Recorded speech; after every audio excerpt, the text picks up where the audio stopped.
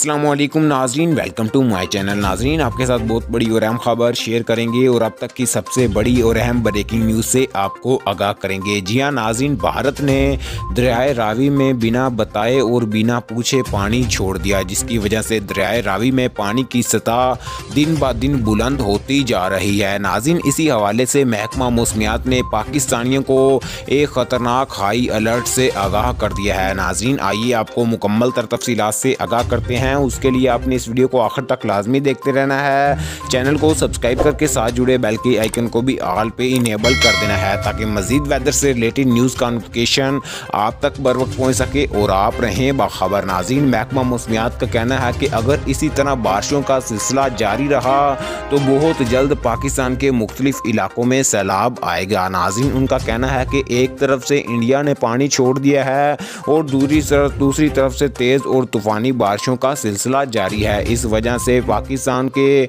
बड़े बड़े इलाकों को एक बड़ा ख़तरा पेश आ सकता है।